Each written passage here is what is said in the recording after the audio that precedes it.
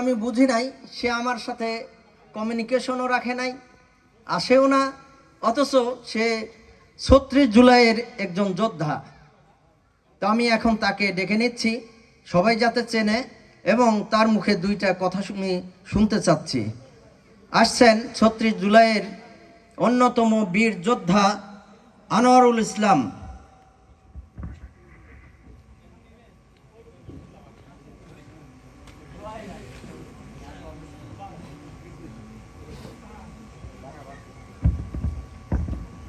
আসসালামু আলাইকুম সবাইকে। এখানে অনেকেই সম্মানিত মানুষ আছে, এদের সামনে কথা বলা আমার নিজেরই নার্ভাস ফিল হচ্ছে, তারপর আমি বলতেছি। তো জুলাই আন্দোলনে প্রতিটা জেলাতে সবাই খুব মানে সাহসের উদ্দীপনাতে সবাই হচ্ছে আন্দোলন করছে। এখানে আমার যে পার্সোনাল খুব যে ক্রেডিট এমন কোনো কিছু না, আমি এই জন্য হচ্ছে যে নিজেরা সবসময় ফয়সাল ভাই যেভাবে বললো যে নিজেরা হচ্ছে লুকায় রাখার, তা আমি ওই রকমভাবেই এখন যেভাবে ক্রেডিট বাণিজ্য হচ্ছে যে অমুক এটা করছে অমুক এটা করছে, তো এই জন্য হচ্ছে জুলাই আন্দোলনে যেটা চলে গেছে ওটা মনে হচ্ছে যে আমি আমার দেশের জন্য করছি এবং দেশের মানুষের জন্য করছি, দেশে যাতে ভালো হয় এই জন্য করছি, দ্যাটস। এরপরে আমি আর ওইরকমভাবে এটা জুলাই নিয়ে খুব ক্রেডিট নিতে চাই নাই বা ওটা নিয়ে আমি বেশি প্রচারও করতে চাই নাই। এরপরেও আমার ক্যাম্পাস ওইখান থেকে জাতীয়বাদী ছাত্র দল বলেন, শিবির বলেন, সবাই আমার সাথে যোগাযোগ করছিল, কিন্তু ওইখান থেকে আমি নিজেরে ওইভাবে আর পরিচয় দিতে চাইনি। তো এর মধ্যে হচ্ছে ফয়সাল ভাই আমার সাথে অনেক সময় যোগাযোগ করছিল এবং আমি হচ্ছে এলাকাতে একটু কম আসি, দেখা যাচ্ছে 3 মাস বা 4 মাস পর পর বাসায় আসি, আর আসলে হয়তো 2 দিন বা 3 দিন এরকম আসা হয়। এই জন্য হচ্ছে যে এলাকার মানুষের সাথে ওরকম দেখা হয় না বা সাক্ষাৎ হয় না। তো আমার যেটা হচ্ছে পতাকা উত্তোলন, ওইটা হচ্ছে আমি প্রথম যে জুলাই আন্দোলন যাই সেটা হচ্ছে ঢাকা থেকে 8ই জুলাই। 8ই জুলাই আমার প্রথম যাওয়ার পরে প্রতিদিন আমি যাইতাম হচ্ছে শাহবাগ এবং সায়েন্স ল্যাব, এই দুটা প্লেসে আমার সবসময় প্লেস ছিল।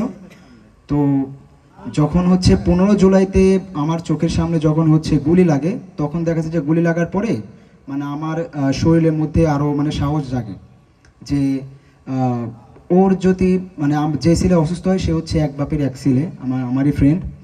তো তখন আমার মনে আসলো যে আমরা তো 7 ভাই, আমার বাবার নাম হচ্ছে রমজান আজ, সবাই তো চিনেন। তা আমরা 7 ভাই, তো এই ছেলে যদি এক ছেলে হয়ে এই আন্দোলনে আসতে পারে, তাহলে আমি 7 ভাইয়ের মধ্যে আমি কেন আসতে পারবো না? তখন আমার মধ্যে এই সাহসটা উদ্দীপনা দিল।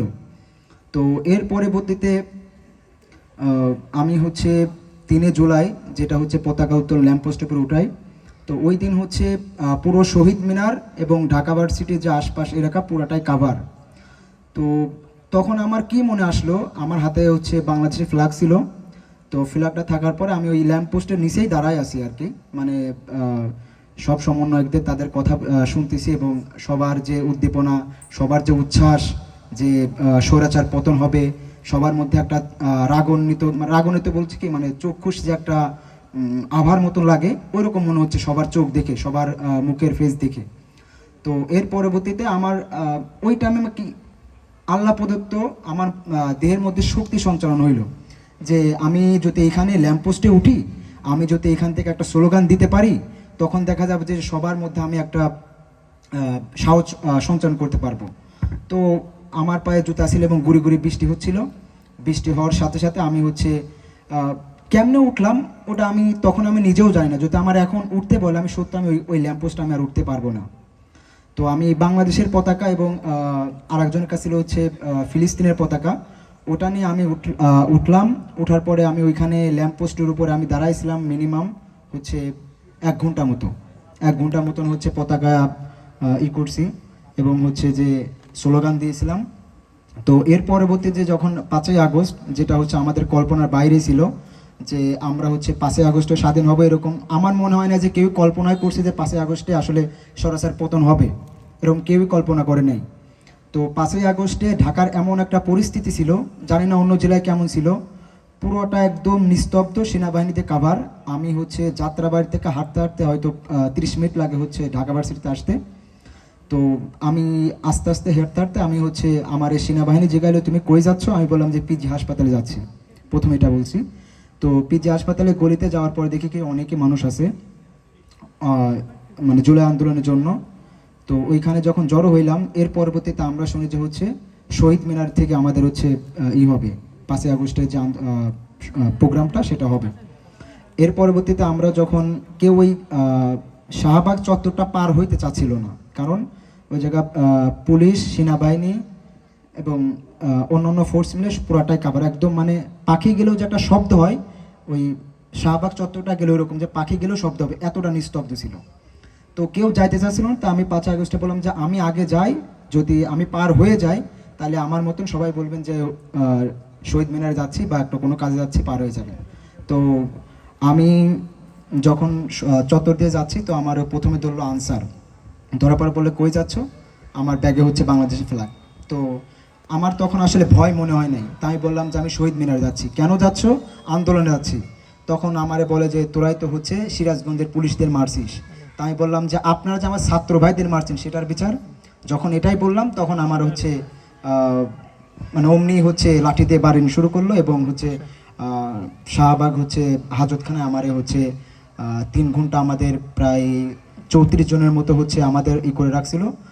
তো 34 জন যখন আমরা একসাথে হইলাম এক কাঠগড়ায়, তো ওইখানে হচ্ছে আমরা সবাই একটা গানই মানে সবাই সবার মুখে যে আমরা হচ্ছে কি স্বৈরাচার পতন চাই। ওইখানে পুলিশ থেকে শুরু করে সবাই আমাদের মুভমেন্টটা বুঝতে পারছিল।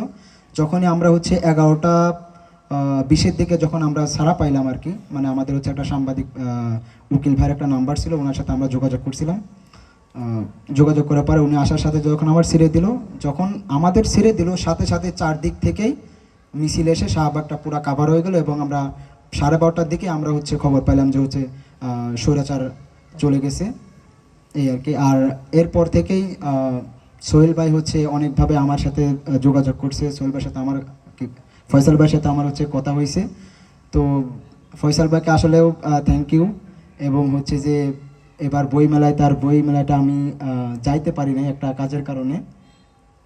সবাইকে ধন্যবাদ। আসসালামু আলাইকুম।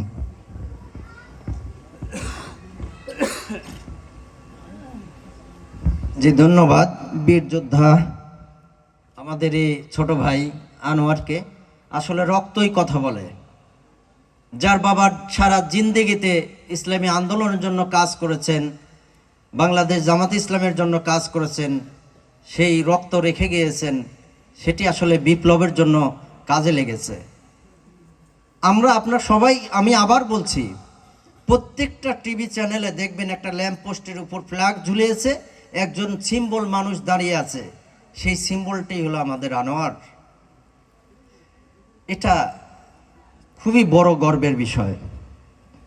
যা হোক, আমরা দোয়া করি আনোয়ারকে যেন আল্লাহর দিন কায়েমের জন্য আল্লাহ তাআলা কবুল করেন। আমিন। প্রাণপ্রিয় উপস্থিতি,